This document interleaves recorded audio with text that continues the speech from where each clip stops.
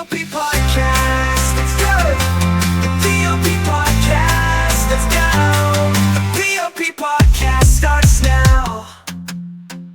Hello and welcome to the P.O.P. podcast. I'm your host, Jason Sirotin, and today we have a very special segment. We're going to be sitting down with Scott Haley, co-host. How are you doing, Scott?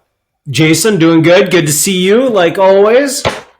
And today we're going to be asking what I think are the top 20 questions that a doctor, a practice manager, or treatment coordinator might be interested in knowing about P.O.P. because still there are some people who have not heard of you. So I'd like to start out with something easy. Can you give me... and we got to give everyone full disclosure. I don't know what these 20 questions are going to be. So this is right from the cuff, straight from the heart. That's for sure. All right. So here's the first one. Can you give us a brief overview of P.O.P.? What is it and what inspired its creation? Oh, wow. Well, we could sit here for the next 20 minutes and talk about that. What is P.O.P.? It's a network of private practice orthodontists that have come together to, be able to negotiate pricing and partnerships with industry partners. And then additionally, P.O.P. has two other things that I think are really important. We do some practice management events. And we also, there's the network effect amongst the doctors. Like we have our first annual meeting here at the end of January that's really well attended. And then coming out of that meeting, there'll be opportunities for, doctors to engage and network together in a study club format. So it's all encompassing. It's the negotiation. I understand that doctors come in for the negotiated pricing and some of the great deals that we provide our members, but they're going to stay for the practice management and then, learning from one another, which is super powerful. Yeah, and I think one of the big things that people have asked about is this something that is comparable to what you would get in joining an OSO? And is this an OSO alternative? I would say it's an OSO alternative for sure. I wouldn't say that you are getting the same thing. We are limited in some respects by what we can do for our members, right? So at the end of the day, our members have free choice, right? We have a menu of services and supplies that we've negotiated, companies we've negotiated with. Our doctors get they get to make the decision if they're going to transact with those companies. Same goes for the practice management events, right? Like complete free choice if you're going to jump in and attend one of those. And again, with the meeting and the study club aspect of what we do, complete free choice. And if you want to participate in that, which I think makes us unique. If you were going to join an OSO or a DSO, first of all, you're transacting your practice, which we don't do, right? We're not purchasing any of your equity or anything like that. But the downside to joining those groups is that you're told what to do. Your team is told what to do. And what we're trying to build out is, some of the services and the things that are behind the scenes of an orthodontic practice that they would be that those OSOs or the successful OSOs are capturing. Who were the founders of P.O.P. and what motivated them to establish the network? That's a great question. The four founders of P.O.P. are Brian Horsley, Blake Maxfield, Scott Nord, and Joe Feller. And what motivated them? Very similar to, a lot of doctors. They, imagine four very, very successful doctors in a very saturated market of Salt Lake City. And their practices were super, super attractive for OSOs and DSOs to acquire. They came out of that experience in 2022, and they basically said, like, hey, we're not going to do this. All four of them went through the process of being courted and evaluating those opportunities.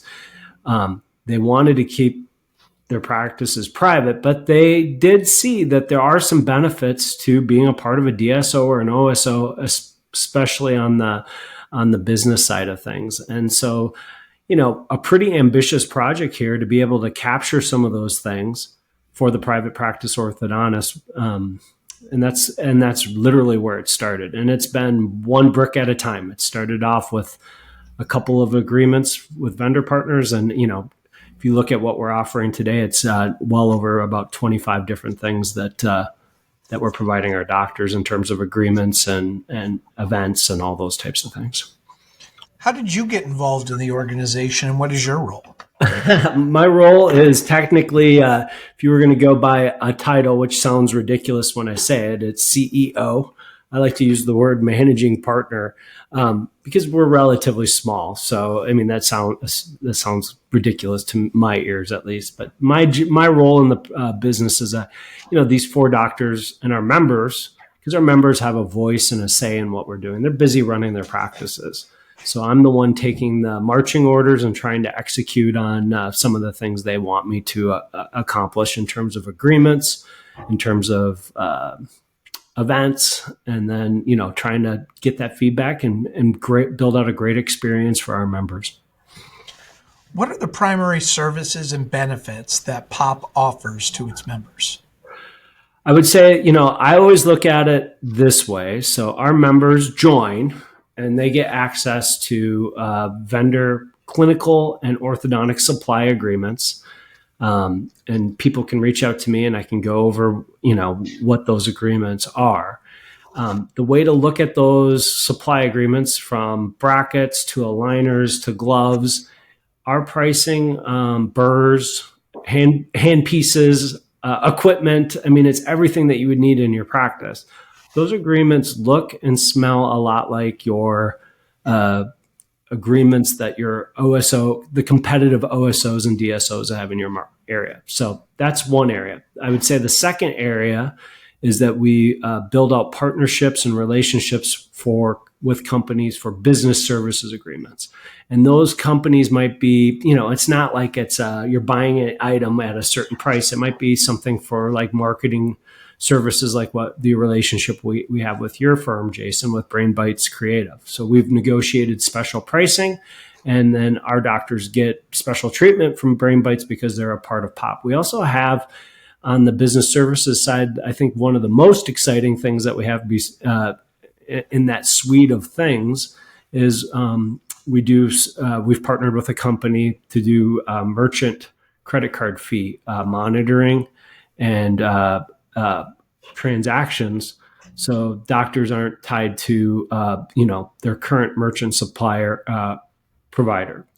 So that's, there's a suite of offerings in that business services silo, clinical supplies, orthodontic supplies silo. Then you look at the third silo, and I would say that that would be practice management events and workshops that we're hosting at a very good value for our doctors. And then I would say the fourth silo is definitely the network effect amongst the doctors, right? And that's, at the end of the day, if you can visit with a peer that's in this group who've spent, in some cases, these doctors have spent hundreds of thousands of dollars in consultants over the years. And if we can come together and share best practices and provide ideas to one another, I mean, some of the ideas that are being shared are worth hundreds of thousands of dollars or can save you a ton of time and build efficiencies. And those, when we get together, I always like to say, it's not like we're looking at teeth. I mean, I'm not saying that we're not looking at teeth, but really it's about how do we build more efficient practices? How do we drive down overhead? And then, what we're all wondering is also, how do you capture more starts into the practice? Those are all important.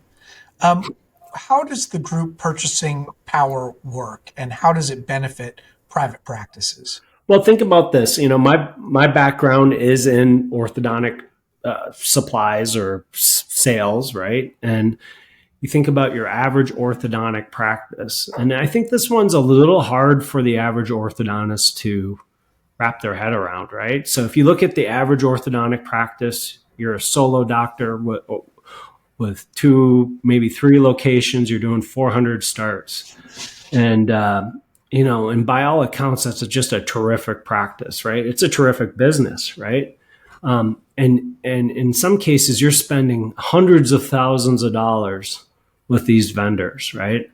But you got to look at a group like ours where we sit at like 111 LLCs with, and this is as of today, and we're adding, 10 to 15 practices a month. I mean, our group, it's alone is probably doing, I mean, it's hard to even wrap my head around the numbers, but I mean, imagine what you're doing and multiply it by 110. And that's how many starts. And that negotiation power with the vendors is really, really powerful. So it really just kind of comes down to, volume again, right? Can you explain a little bit about the vendor relationship facilitated by P.O.P? How are they different from what independent practice might achieve on its own? That's a good question. So the relationships with the vendors is really similar to, I think that's a good question. Like, so a lot of times the doctors think, oh, I'm going to be ordering supplies and all those types of things through P.O.P. And that's not necessarily the case. What P.O.P is doing is we're negotiating the agreements based off of the size of the group. And then we're also connecting you to our vendor partners. Our vendor partners in a lot of cases are providing not only just pricing, but just some of the services that are above and beyond what they would provide to a practice. So I would say some of it is the pricing, but I'd say probably a big part of it is the connecting to the doctor to the right people in a lot of cases as well. You got the other thing is when you look at the orthodontic industry or any industry like what we're in, you have your local sales rep, which is who you've been dealing with, and in a lot of cases, that's the same person you're going to be dealing with on a day in and day out basis. But the people that we're talking to look at these agreements and services, we're talking to the national accounts manager or the vice president of sales because of the size of our group, which gives us a different visibility and whatnot. Those groups also are providing our doctors a level of support during our educational events, which is terrific, and also on the backside of our platform. That's the main difference. How does P.O.P ensure that member practices maintain their autonomy while benefiting from the network? Well, I mean, at the end of the day, nothing really changes for the practice in terms of autonomy. I mean, that's the most, I would say that's the most beautiful part about this whole equation is, doctors have chosen to be private for a reason, right? And our four founders have chosen to be private despite, they could easily go transact with a private equity DSO or OSO just because of the nature of their practices. But our doctors have chosen to remain private. And at the end of the day, we want our doctors have the autonomy to pick the supplies that they want, even though we negotiated a great price on, let's just say, a glove. We don't force our doctors to use that glove. It's there for them to take advantage of, take it or leave it. Once again, it's free choice. We think we've done a good job. Our members have told me this is the glove they want. This is the company they want to work with. But at the end of the day, if you choose not to do that, that's your, once again, free choice group. Yep, that makes a lot of sense. I want to talk about solving common challenges because I think that's what you guys tackle a lot of. What are the biggest challenges faced by independent orthodontic practices today, and how does P.O.P help solve them? Well, I mean, I think if you talk to the doctors, staffing is a huge part of their current challenges, right? I think the other challenges, it's like they were going to, I'm not an orthodontist, so I always got to be careful, even though I feel like I've talked to them all the time. But I mean, staffing's tough, and I think overhead over time has creeped up, right? So it's like, how do you control overhead? And some of that overhead is due to staffing cost more, right? So, I mean, I think some of the things that we're tackling are really unique. I mean, it's hard for us to tackle the staffing problem, right? But we can tackle the overhead problem in terms of some of the agreements that we have. It's been really the members have asked me to go tackle some pretty tough things, right? Like the credit card processing thing was a 1 year work in progress. And, to be able to see the results that we've seen, practices saving $60,000 on average. Most of the surveys come back at, $7,000-$8,000, and granted, there's a little work in progress to get that implemented, but I mean, those over the course of a 10-year career, 20 years add up. So, I think the big one that we're looking at this year, and I always say, like, I have no idea if we're going to be able to solve it, but clearly the members think it's important, is how do we figure out how to take, a couple hundred practices and negotiate health insurance for our families and or our teams collectively versus, one office with 10 employees going to the local broker to get their health insurance. So those are some of the big things we're trying to tackle. Yep, health insurance is a big deal, and it can be very complicated. So that's important to people. How does P.O.P help practices improve their operational efficiency and reduce cost? I know we've touched on some of this. Yeah, I think the biggest way, it's not like I said, it goes back to free choice and doctors taking advantage of what is available to them. I certainly think the workshops that we have in place or that we're planning for 2025 do that. Without a doubt, the doctors visiting with each other and the types of practices that we have leading the way on those doctor meetings that's where the secret sauce is in all this, right?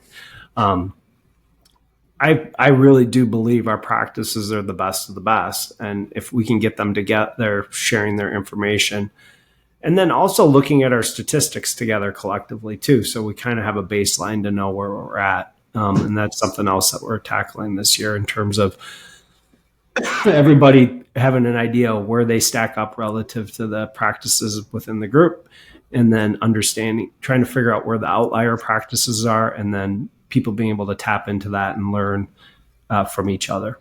Can you share some examples of best practice sharing within the P.O.P network? Yeah, I think without a doubt, I'm excited for our meeting here. We're still early days into this project, even though it sounds like we're off to a tremendous start with so many members. We're not even in this is our first full year of being in existence. So this is our first annual meeting. Our agenda for this meeting is outstanding in terms of our vendor presentations that are going to be there, but also carving out the amount of time for the doctors to be able to share, best practices and pearls with one another. And then, it's not just a presentation. It's the doctors are presenting what they're doing, but then doctors also having the time to be able to dig into questions and probing questions and sharing resources. We had our first ever practice management workshop where we had office managers that attended, and we had over 16 office managers attend that meeting, which was a really good turnout. And, and the feedback on that was through the roof, for relatively low cost to attend something like that for a day and a half, and the content and the material. And then the office managers that showed up to that are engaged with one another on, communicating and sharing best practices well after the meeting. Let's talk about ideal members. What type of orthodontist or practices is P.O.P best suited for? That's a great question. I mean, I wouldn't say we're, at the end of the day, we provide our value proposition. And if you're a private practice orthodontist, you're welcome to join. I think that, people come in for a variety of reasons. And this is kind of the conclusion I've come to. Some people come in to save money on a couple of items, and they're not that interested in the events and the other things. And that's okay. And then there's some people that are there because they have a network of 3 or 4 peers that are in the group, and they want to work with them in a very organized or type way. And there's doctors that join the group because they love the cause. They want to jump on the pirate ship and do something cool like what we're doing here. So I don't know if there is a right or a wrong answer. I mean, I think when we started this, there is a couple things that we aren't, right? We don't discriminate by practice size. Like your practice has to be $2-3 million or more to be in the group.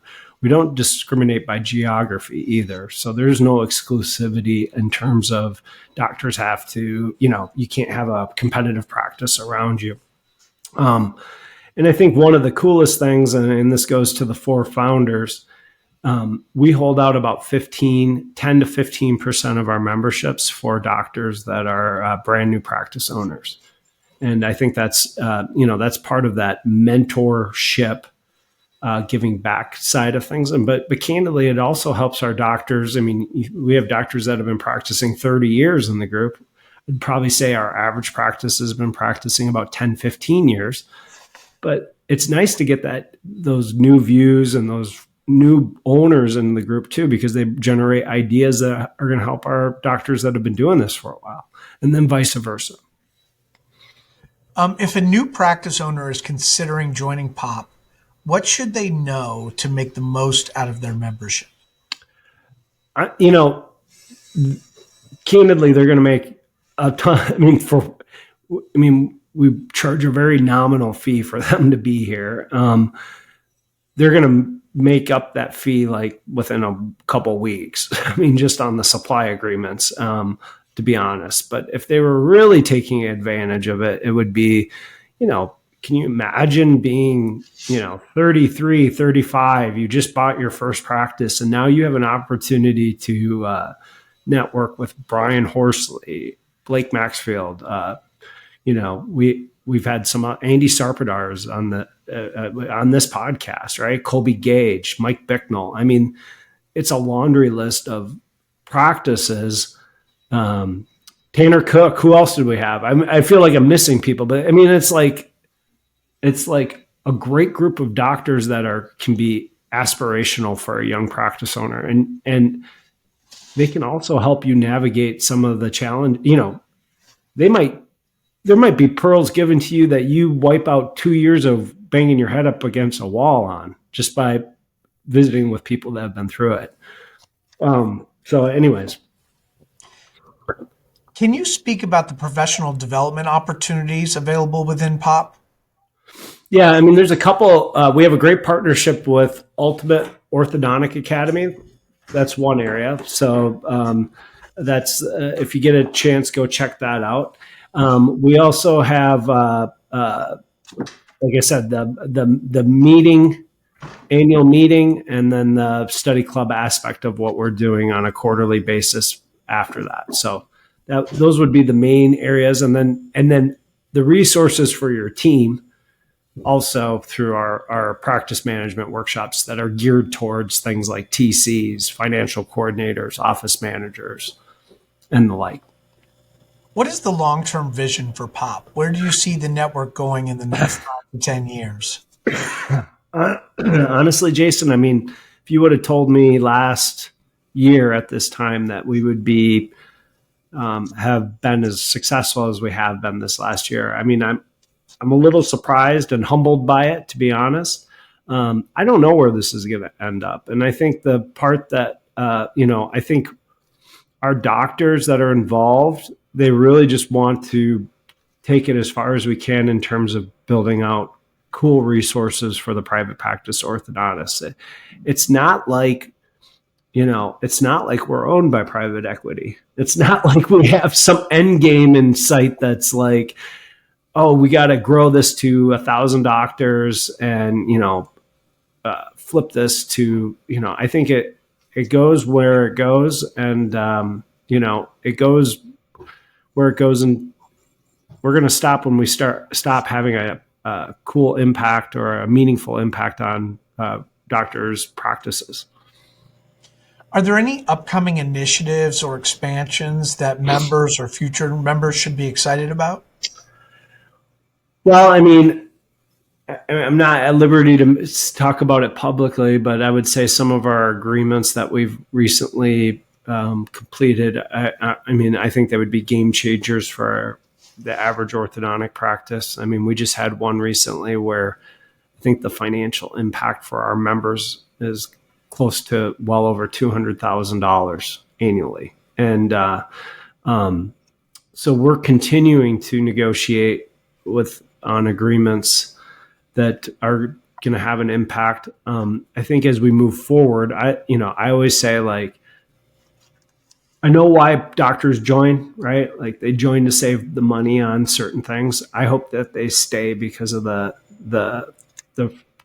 colleagues and what they get from each other in terms of sharing ideas and resources, and really the partnerships with our vendors that look and smell a lot different than they did when they were just not a part of the group.